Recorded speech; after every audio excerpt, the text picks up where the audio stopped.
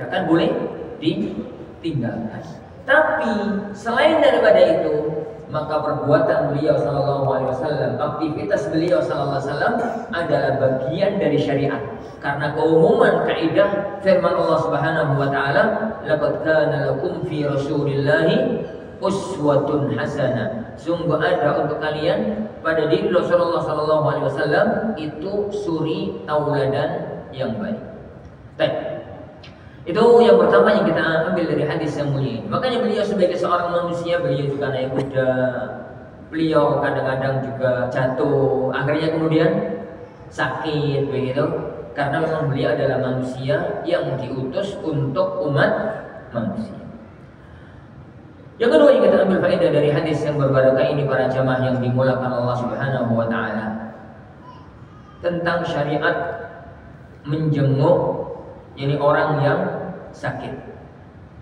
Tatkala para sahabat mengetahui bahwasanya beliau sallallahu alaihi wasallam itu sakit, maka mereka menjalankan salah satu di antara kewajiban muslim pada muslim yang lainnya. Yani hakul muslimi alal muslimi sit. Yani hak seorang muslim atas muslim yang lain. Kewajiban seorang muslim kepada muslim yang lain itu ada 6. Salah satunya fa'idha marila fa'udhu, apabila dia sakit maka jenguklah. Apabila dia sakit maka jenguklah. Yang terkena kaidah ini atau hukum ini adalah orang-orang yang memungkinkan untuk menjenguk dengan tidak memberatkan diri. Dengan tidak memberatkan diri. Dalam artian yang sakit itu ya orang-orang sekitarnya, sekampung atau beda kampung tapi nggak terlalu jauh begitu. Tapi kalau mendengar ada teman sakit, dianya di Jakarta, jadi yang sakit, apakah harus berangkat ke sana? Enggak, karena itu dianggap memberatkan diri. Jadi orang-orang yang bisa melakukan syariat itu tanpa memberatkan diri, ini adalah salah satu di antara keutamaan, salah satu di antara keagungan syariat agama kita. Karena agama kita itu agama yang memiliki dua sisi. Sisi yang pertama, agama langit, mengatur hubungan antara seorang hamba dengan Tuhannya. Bagaimana dia sholat, bagaimana dia puasa, bagaimana dia baca Quran, bagaimana dia berzikir, bagaimana tauhidnya, bagaimana akidahnya. Itu mengatur hubungan seorang hamba dengan Tuhannya, dengan Allah Subhanahu wa taala. Yang kedua, mengatur hubungan seorang hamba dengan sesama, dengan masyarakat, dengan sesama muslim, bahkan non muslim, bahkan dengan makhluk-makhluk selain manusia. Dan itu hanya dimiliki oleh agama kita yang mulia. Makanya Rasulullah SAW mengajarkan berbagai macam atau berbagai syariat yang berkaitan dengan interaksi sosial. Salah satu di antaranya adalah kalau ada di antara saudara kita yang sakit, yang diuji oleh Allah dengan sakit, fa'udhu, maka kunjungilah. Dan itu dipraktekkan oleh para sahabat, sebagaimana dipraktekkan oleh Rasulullah SAW. Kayaknya Anda pernah nyebutkan di majelis ini. Rasulullah SAW itu memiliki seorang tetangga. Tetangganya itu orang Yahudi. Saking akrabnya antara beliau dengan tetangganya, akrab sebagai tetangga. Jadi hubungan baik sebagai tetangga. Maka orang Yahudi ini yang punya anak kecilnya itu tiap hari sering main gitu ke rumahnya beliau sallallahu alaihi wasallam. Sampai suatu hari kok nggak ada bocah cilik ini. Hari kedua nggak ada, hari ketiga nggak ada. Ditanyakan kepada para sahabat, kemana ya? Jadi anak tetangga kita yang orang Yahudi. Mereka mengatakan sakit ya Rasulullah. Kaget karena diberitahu kalau sakit, akhirnya beliau sallallahu alaihi wasallam menjenguk. Ini tatkala menjenguk benar sakit, seorang nabi yang penuh dengan kasih sayang, nabi rahmat. Ini nabi yang membawa kebaikan untuk alam semesta, dan kebaikan orang yang paling baik, kebaikan yang paling utama apabila menjenguk orang yang sakit dan dia itu kafir adalah bagaimana tatkala nanti mau meninggal dunia dia terselamatkan akhiratnya, terselamatkan akhiratnya. Maka kemudian Rasulullah SAW itu ngomong sama anak tadi yang masih kecil tadi, ya ghulam aslimna, masuklah kamu ke dalam agama Islam. Anak tadi itu mandang bapaknya, mandang Rasulullah SAW, mandang lagi bapaknya, seakan-akan minta izin untuk masuk Islam. Dia itu takut-takut gimana gitu, karena bapaknya adalah orang Yahudi. Bapaknya akhirnya mengatakan, nah sudahlah, ikuti yang diinginkan oleh Abul Qasim Muhammad SAW. Akhirnya beliau mengucapkan kalimat syahadat. Setelah mengucapkan kalimat syahadat, berselang lama meninggal dunia. Apa kata Rasulullah SAW? Alhamdulillahilladzi najjahu minan nar. Segala puji bagi Allah yang menyelamatkan dia dari api neraka. Jadi itu syariat yang kedua.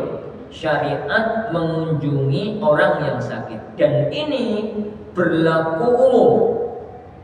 Mau yang sakit itu adalah muslim, mau yang sakit itu adalah non muslim. Kalau memang ada maslahatnya kita menjenguk dia karena faktor tetangga, karena faktor kerabat, karena faktor teman kerja, karena faktor yang lain, maka monggo. Kenapa? Karena ini berkaitan dengan hukum adami. Menjenguk orang yang sakit itu tidak berkaitan dengan ritual. Nah kalau sampai wafat Ustaz, pripun Ustaz? Ada kerabat wafat kafir, ada tonggo wafat kafir, ada teman kerja wafat kafir, pripun? Yani kalau wafat itu ada dua kondisi. Di satu sisi itu adalah hubungan sesama. Di satu sisi semua agama tatkala wafat itu mau nggak mau ada ritual keagamaan. Di sisi sosialnya nggak ada masalah. Yang penting jangan ikut ritual keagamaan.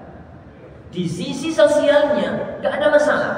Ini takziah gitu kalau bahasa kita. Di sisi sosialnya. Tapi jangan ikut nimbrung, jangan cawe-cawe dalam urusan ritual agamanya. Kalau sudah masuk ritual agama, tinggalkan. Tapi kalau memang itu masih dalam ranah sosial, maka itu adalah hubungan seorang muslim dengan sesama manusia, dan itu adalah bentuk kebaikan agama kita yang menginginkan kebaikan untuk semua umat. Nah, hadis ini para jamaah yang dimuliakan Allah Subhanahu wa taala juga menunjukkan kepada kita tentang keutamaan sholat berjamaah, sebagaimana kita bahas panjang lebar pada pertemuan yang kemarin. Dari mana pengambilan dalilnya? Sampai pun beliau itu sakitnya itu sampai nggak bisa berdiri, beliau itu tetap budal ning masjid jamaah jadi imam. Ini kan kondisi beliau itu sakitnya sampai sholat tidak bisa berdiri. Beliau itu tetap berangkat ke masjid dan ngimami para sahabat dalam sholat berjamaah. Jadi anak ulang yang saya katakan dalam pertemuan yang kemarin, bahas sholat berjamaah itu pada jamaah sekalian, sudahlah, gak usah bahas hukum. Mau kita katakan itu hukumnya syarat sebagaimana mazhab Zahiriyah, mau kita katakan itu fardhu ain sebagaimana dalam mazhab Hanabilah, mau kita katakan itu adalah fardhu kifayah sebagaimana itu yang kondang dalam fikih Syafi'iyah, maupun kita katakan itu adalah sunnah muakkad sebagaimana pendapat sebagian para ulama. Lepas dari masalah itu, tapi semua ulama kita sepakat tentang keutamaan, tentang keagungannya. Maka sebagai seorang muslim sejati perlu untuk memberikan porsi perhatian yang lebih dalam masalah salat berjamaah. Lihat contoh kita, lihat panutan kita Rasulullah Muhammad SAW. Beliau itu posisinya sakit. Sakitnya itu sampai menjadikan tidak bisa berdiri dalam sholat. Ini nggak sakit pilek loh ya. Ini nggak sakit meriang. Ini nggak sakit sembarangan. Orang itu sampai nggak bisa sholat itu berarti lumayan parah. Nggak bisa sholat, nggak bisa berdiri dalam sholat itu berarti lumayan parah. Tapi beliau tetap berangkat ke masjid dan menjadi imam dalam sholat berjamaah. Sebagaimana yang ada dalam hadis yang mulia ini. Nah, Para jamaah yang dimuliakan Allah Subhanahu wa taala. Hadis ini atau riwayat ini juga menunjukkan kepada kita bahwa masalah fisik itu tidak menjadi acuan dalam masalah ngimami sholat. Ini beliau sallallahu alaihi wasallam posisinya sakit, makmumnya sehat-sehat, dan itu tidak bermasalah karena fisik itu kan dalam diri manusia hanya bungkus. Kebaikan dan tidak baiknya manusia itu dilihat dari amal soleh dan rohnya. Fisik itu hanya bungkus. Makanya kalau ada seorang yang buta, boleh nggak dia ngimami orang yang yang normal melihat? Nggak ada masalah.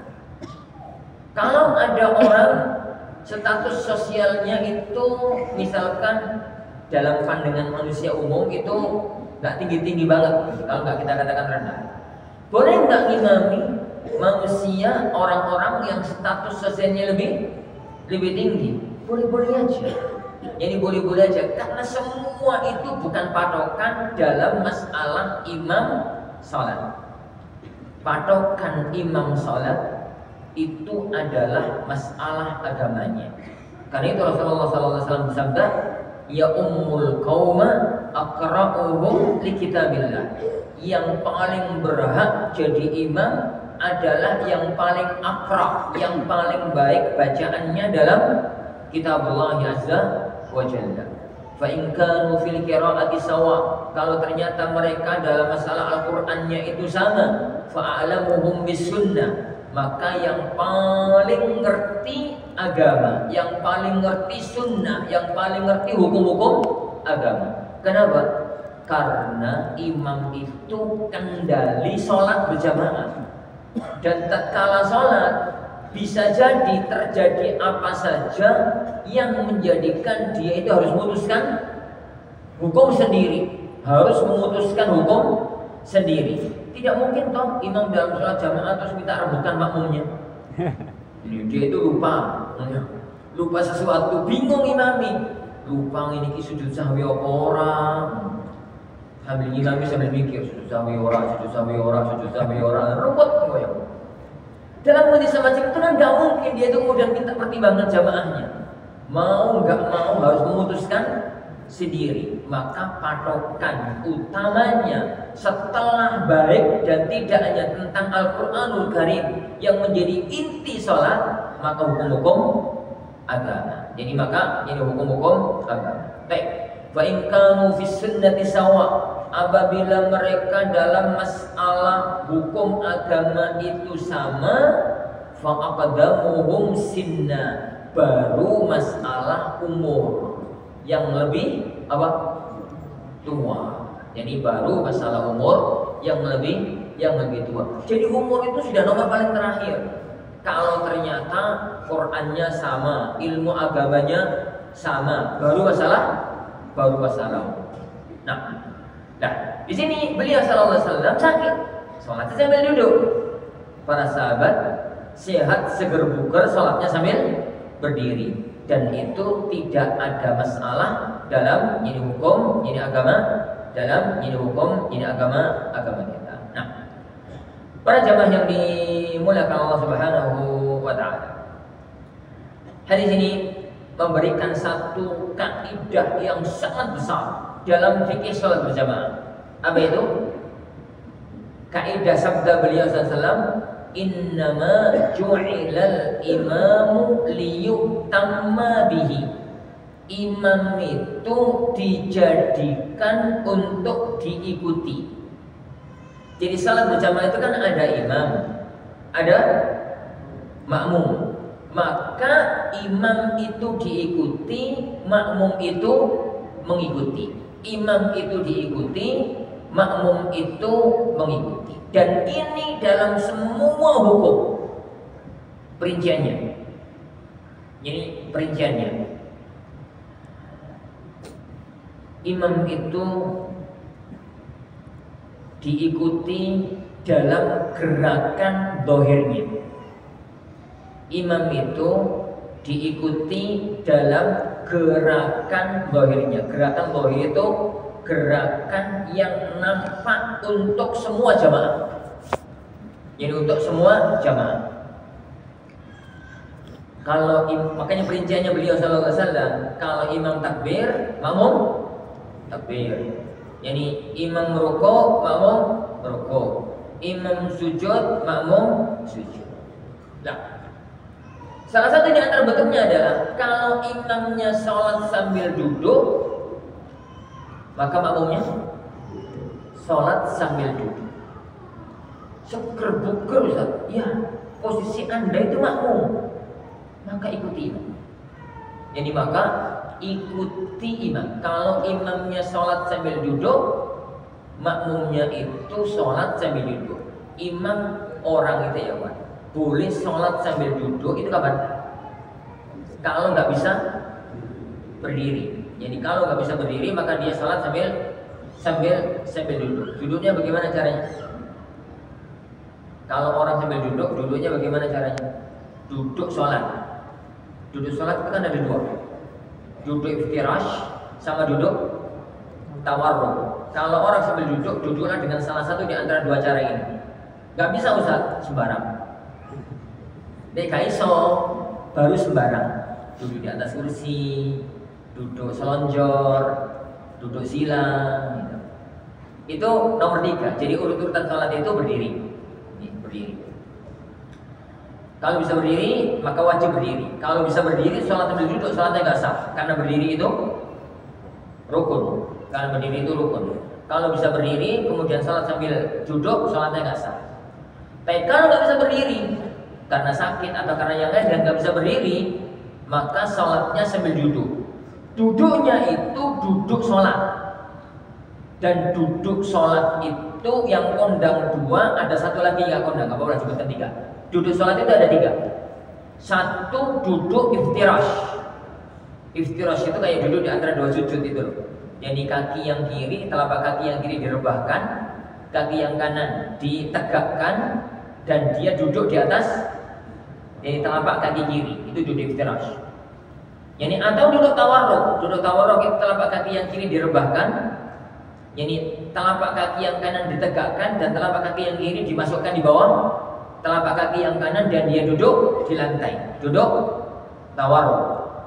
Yang ketiga, dua duduk ini duduk yang kondang. Yang ketiga duduk ik'a namanya. Ik'a itu telapak kaki kiri, telapak kaki kanan sama-sama ditegakkan dan dia duduk di atasnya, di atas kedua telapak ini kakinya. Itu duduk sholat. Duduk sholat. Kalau bisa duduk dengan salah satu di antara 3 duduk ini. Yang paling utama iftirash atau tawarruk. Gak bisa Ustaz? Insyaallah. Kalau gak bisa, fattaqullaha mastata'tum. Bertakwalah kepada Allah semampu kalian. Bagaimana caranya? Ya terserah. Pokoknya sholat, selonjor, silo di atas kursi. Tapi syaratnya harus tidak bisa duduk, tidak bisa berdiri. Maka ini jangan dibuat gampang-gampangan nih. Kita tuh kadang-kadang kalau di Bismillah haram itu piye ngomong itu kabeh. Jadi tekon jowo Bismillah haram itu kan harapannya kan jowo auto. Yani lebar. Tekon jowo itu berjalan. Pernah melihat orang India atau orang mana gitu di haram, Masjidil Haram. Dari luar itu jalannya lancar gitu. Sampai di dalam jebol kursi, sholat sambil duduk. Iki madzhab opo pikirannya. Dan ternyata penyakit itu merembet ke negeri kita. Turun dari mobil di tempat parkir,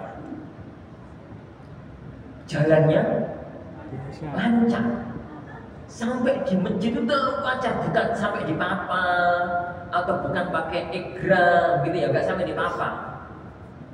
Nah, jalannya lancar. Sampai di dalam masjid jubuk kursi sholat sambil duduk. Kalau mau husnuzon, tiba-tiba di masjid tiba-tiba sakit mulai kakinya. Barangkali namanya juga usulullah. Tolak usulullah. Tapi ada usul itu kayak sulit. Kayak sulit ya, Pak. Ustaz, kalau imamnya lama nggak kuat Ustaz, berdirilah. Sakwati. Tatkala sudah nggak kuat, baru duduk. Tatkala sudah nggak kuat, yani baru duduk. Begitu. Yani kenapa? Karena itu adalah patokan. Nah kalau begini Ustaz, berdirinya bisa Ustaz, tapi sujud nggak bisa karena lututnya udunan misalkan, kan nggak sudah tekuk. Maka yang dilakukan sholat berdiri. Begitu rukuk masih bisa, i'tidal masih bisa normal. Begitu mau sujud kan nggak bisa. Tatkala itu baru duduk di atas kursi. Tapi berdirinya tetap berdiri. Berdirinya itu tetap berdiri. Jadi orang itu sholat sambil duduk sebagaimana perbuatan beliau sallallahu alaihi wasallam itu adalah benar-benar karena nggak mampu berdiri. Dan kalau imam sholat sambil duduk, semua makmum sholatnya sambil duduk. Sholatnya ini sambil duduk. Pokoknya beliau sallallahu alaihi wasallam mengatakan, fa idza qa'ada, imam itu kalau sholat sambil duduk, fasallu qu'udan ajma'un. Sholatlah kalian itu sambil duduk. Itu gambaran yang pertama. Innama ju'ilal imam liyutamma bihi. Itu yang pertama. Yang kedua, para jamaah yang dimuliakan Allah Subhanahu wa taala. Yang kedua, imam itu dijadikan untuk diikuti. Karena memang untuk diikuti ya berarti makmum itu ngikuti, dan kaidah ngikuti itu adalah langsung melakukan gerakan setelah imam persis. Melakukan gerakan setelah imam persis. Jadi imamnya mengatakan Allahu Akbar, segera Allahu Akbar. Imamnya rukuk, Allahu Akbar, segera Allahu Akbar. Jadi ada 4 kondisi orang itu berkaitan dengan gerakan makmum dengan imam. 1, makmum mendahului imam. Ini haram. Sebagian ulama memasukkannya dalam dosa besar. Makmum mendahului imam. Jadi imam belum rukuk, makmum rukuk. Jadi imam belum sujud, makmum sudah sujud. Gitu ya. Rasulullah SAW pernah mengancam orang yang semacam ini, ama yahsha ahadukum idza rafa'a ra'sahu qabla al-imam an yaj'alallahu ra'sahu ra'sa himar. Enggak takut orang-orang yang mengangkat kepalanya sebelum imam, nanti Allah itu akan jadikan kepalanya kayak kepala himar, keledai, atau akan jadikan tubuhnya menjadi himar. Ini ancaman keras dari Rasulullah SAW. Meskipun dalam sejarah ya belum pernah ada orang tiba-tiba dari himar, belum ada. Tapi ini adalah ancaman keras dari Rasulullah SAW, orang yang melakukan gerakan dalam sholat sebelum imam. Ini yang pertama. Yang kedua, melakukan gerakan bareng dengan imam. Bareng ya dengan imam. Dan itu pun salah. Jadi itu pun salah karena tidak mengikuti kaidah ngikut. Bareng enggak ngikut. Yang ketiga, melakukan gerakan jauh setelah imam. Melakukan gerakan jauh setelah imam. Ini gambarannya bisa jadi begini. Ada makmum dalam sholat apapun, rakaat yang ketiga, itu kan imam hanya baca Al-Fatihah atau hanya baca Al-Fatihah. Kebetulan imam itu bacaannya agak cepat. Jadi dan gitu bacanya. Lah makmum bacanya kok pelan. Jadi bacanya itu pelan. Imam sudah sampai walau dzalim amin, makmum bisa sampai ihdinas siratal mustaqim. Misal imam mainnya itu. Mau makmum imam salat sendirian loh. Apa itu salat? Apa itu bacaannya sir loh. Ya boyo dipercepat. Jadi nggak usah di apa ya? Nggak usah ditartilkan. Jadi karena dipastikan imam juga nggak akan tartil. Orang kalau bacanya sir, itu kan bacanya mesti begini. Ya kan? Itu kan itu toh bacanya itu. Nggak mungkin ditartilkan. Yang penting imam sudah sampai waladhdallin, makmumnya baru sampai ihdinas siratal mustaqim. Imamnya Allahu Akbar ruku.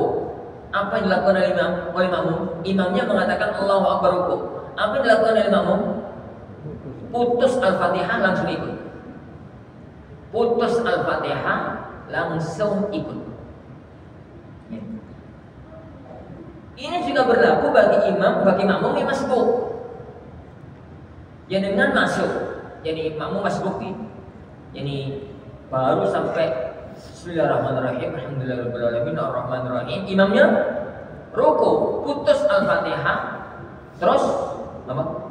Ruku. Kenapa? Idza kabbara fakabbir, idza raka'a farka'u. Ini imam ruku langsung ikut. Langsung ini ikut. Yang sering terjadi itu kadang-kadang adalah di sujud yang terakhir. Itu yang sering terjadi. Dan itu salah. Di sujud yang terakhir itu imam sujudnya standar. Subhana rabbil a'la, subhana rabbil a'la, subhana rabbil a'la. Gitu ya. Lalu Allahu Akbar duduk. Makmumi kepengin dongo. Kan arep hati ini ono. Doa dalam sujud itu kan doa mustajab. Kata Rasulullah SAW, inna aqraba ma yakunu al-'abdu min rabbih wa huwa sajid. Posisi terdekat antara seorang hamba dengan Tuhannya itu tatkala sujud. Maka tatkala sujud, pilihlah doa-doa yang paling utama. Faqaminun an yustajaba lahu. Maka jadi apa ya? Sangat diharapkan doa itu dikabulkan. Dia itu kepingin doa tatkala sujud. Tapi imam wis takbir sudah duduk, jangan doa. Langsung ikut imam. Tapi Ustaz, kalau kok kepingin doa, nek jenengan pengen doa dalam sujud pas sholat sendirian. Sholat apa nih? Sholat sunnah. Dan doa betul teman. Doa tatkala sujud itu nggak mesti sujud yang terakhir. Nggak mesti sujud yang terakhir. Bisa sujud pertama, sujud kedua, sujud rakaat pertama, sujud rakaat kedua, sujud rakaat terakhir, sujud rakaat ketiga.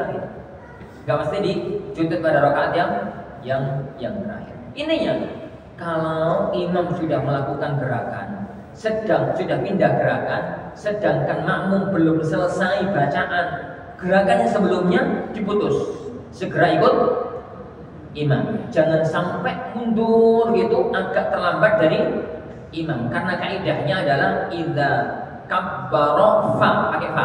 Apabila imam takbir langsung ikut takbir. Itu kondisi yang ketiga, dan tiga-tiganya salah. Yang benar itu kondisi yang keempat, yaitu imam melakukan pindah gerakan langsung diikuti. Jadi setelahnya secara langsung, setelahnya secara langsung. Para jamaah yang dimulakan Allah Subhanahu wa taala. Kaidah ini innama ju'ila al-imam liyutamma bihi. Itu kaidah yang sangat besar. Salah satu di antara perinciannya adalah kaidah ini sampai bisa menggugurkan rukun. Kaidah ini para jamaah sekalian sampai bisa menggugurkan rukun. Menggugurkan rukun itu bagaimana Ustaz gambarannya? Berdiri dalam sholat itu kan rukun. Berdiri dalam sholat itu kan rukun. Maksudnya, nih ada orang sholat mampu berdiri, kok nggak berdiri? Itu sholatnya batal, nggak sah. Orangnya sehat, seger, buger, olahragawan. Tatkala dia jadi makmum, imamnya duduk, rukun sholat ini gugur demi ikut imam.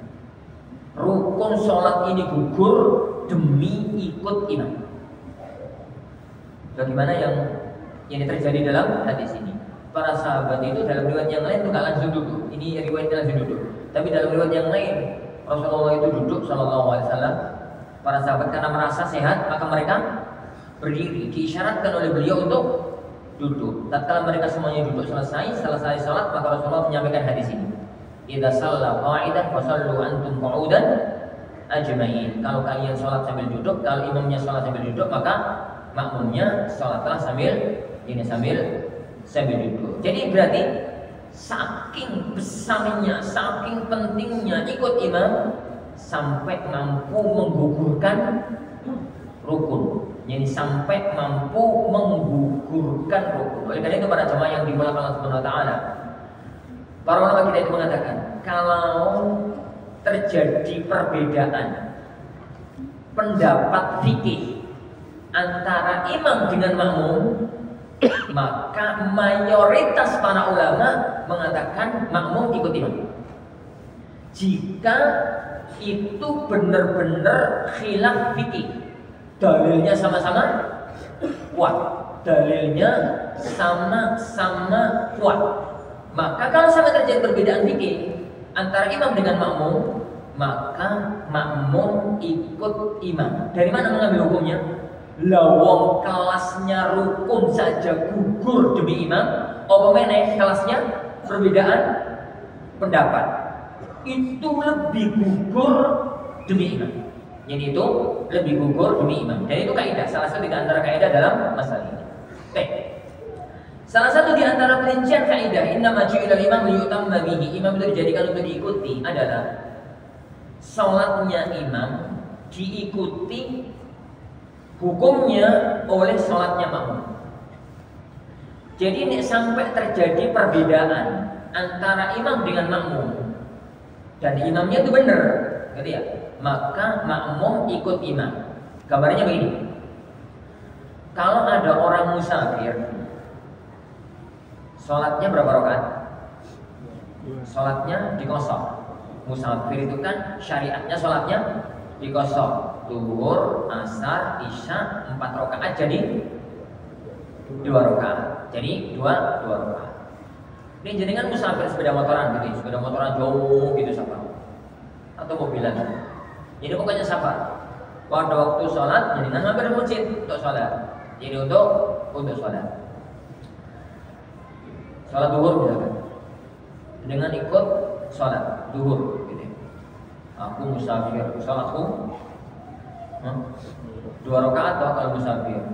Tapi tatkala jenengan jadi makmum, imamnya mukim, imamnya bukan musafir, kalau imamnya kan imam orang kampung setempat, maka sholatnya ikut imam 4 rakaat. Jenengan masuk dalam sholat masbuk sudah di rakaat yang ketiga atau di rakaat yang keempat. Masuk di rakaat yang keempat, takbiratul ihram, imam sudah di rakaat yang keempat. 1 rakaat imamnya salam, naik melanjutkan sholat, nambah berapa rakaat? Nambah 3 atau nambah 1? Nambah 3. Loh kok nambah 3 Ustaz? Kan musafir. Iya, jenengan musafir, tapi jenengan adalah makmum. Maka ikuti sholatnya imam. Imamnya kan sholatnya 4 rakaat, maka jenengan sholat 4 rakaat karena masih mendapati sholatnya imam. Dan patokan mendapati sholatnya imam itu masih mendapati 1 rakaatnya imam. Yani man adraka raka'atan ma'al imam faqad adraka shalah. Barang siapa yang mendapati 1 rakaatnya imam, maka dia mendapati hukum sholatnya imam. Karena dia masih mendapati 1 rakaat, maka berarti dia berdiri sholat 3 rakaat karena mengikuti sholatnya imam. Beda kalau dia itu sudah wudu, masuk ke masjid, imam tahiyat rakaat terakhir. Sholat zuhur ini, imam tahiyat rakaat terakhir. Jenengan karena safarnya sendirian, gak ngikuti, gak nunggu rombongan, langsung takbiratul ihram duduk ikut imam, dan mendapatkan keutamaan jamaah, gitu ya. Baru duduk, sebentar kemudian imam salam, terus sholat zuhur, terus berdiri. Berdiri itu nambah berapa rakaat? Berdiri itu nambah berapa rakaat? Nambah 2. Loh, kok 2? Iya. Karena jenengan tidak mendapati sholatnya imam. Tatkala tidak mendapati sholatnya imam, berarti sholat dengan hukum dia sendiri. Tatkala sholat dengan hukum dia sendiri, berarti sholatnya sholat musafir. Dia kan musafir.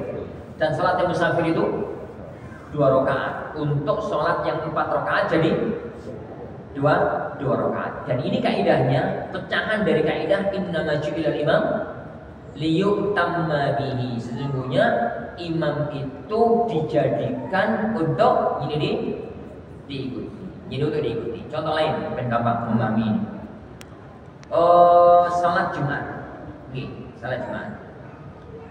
Jenengan pas salat Jumat itu dari awal sudah datang, begitu imam berdiri sholat, kita ikut sholat.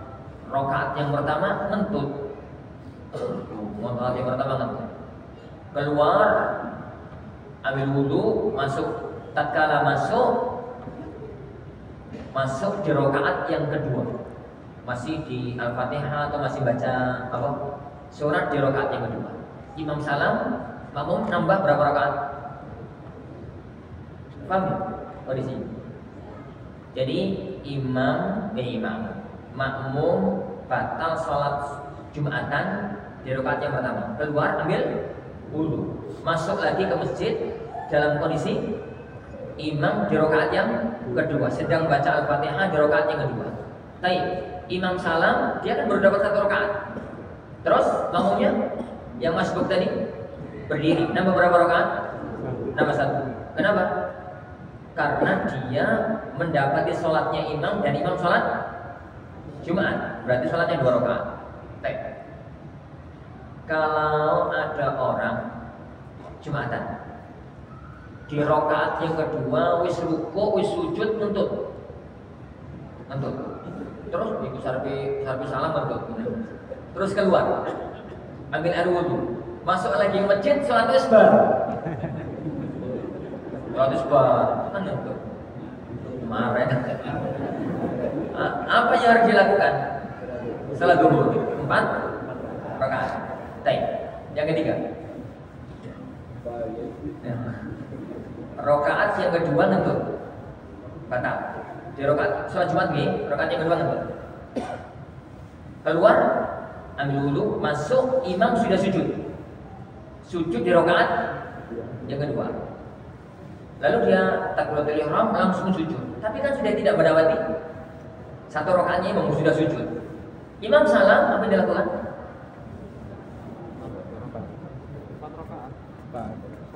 Yang ketiga dipahami ya kondisinya. Imam rakaat yang kedua sholat Jumat, keluar. Jadi ngentut dong. Jadi ngentut, keluar, ambil wudhu. Begitu masuk, imam sudah sujud. Imam sudah sujud di rakaat yang kedua. Takbiratul ihram langsung sujud, mengikuti imam. Imam salam, makmum ini berdiri otomatis. Berdiri nambah berapa rakaat? Nambah 4. Kok 4 Ustaz? Iya, dia sudah tidak mendapati sholat Jumatan. Maka berarti dia naik untuk sholat duhur. Dia naik untuk sholat duhur. Maren. Ya orang maren. Ini kan kaidah innama ju'ilal imam liyutamma bihi. Ini jenengan itu mendapati sholatnya imam, maka ambil hukumnya sholatnya imam. Ini nggak dapat nih sholat terdewi dan mengambil hukum sholat sendiri.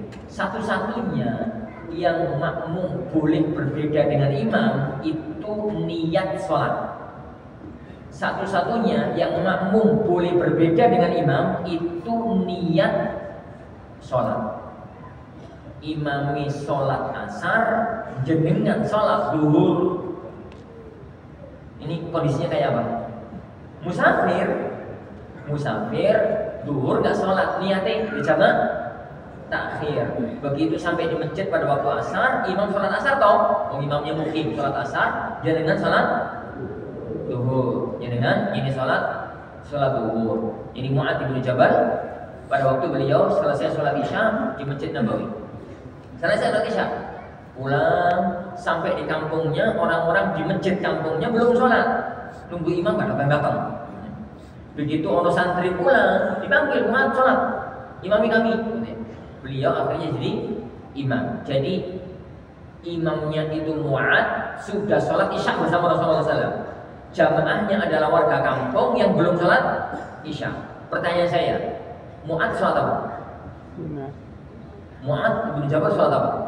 Kamu kan sholat Isya, karena beliau sudah sholat Isya bersama Rasulullah SAW. Mu'adz itu sholat sunnah, makmumnya sholat wajib, sholat Isya.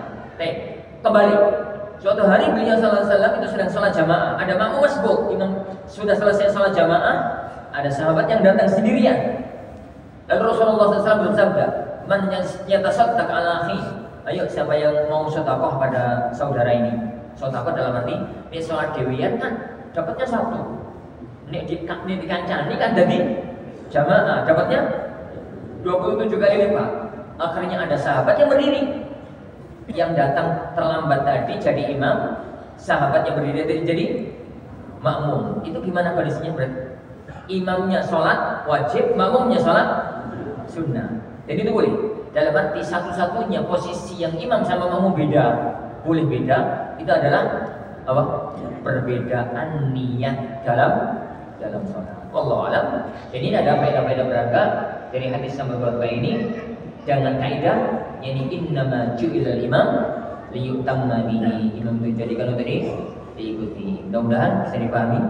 Jadi kita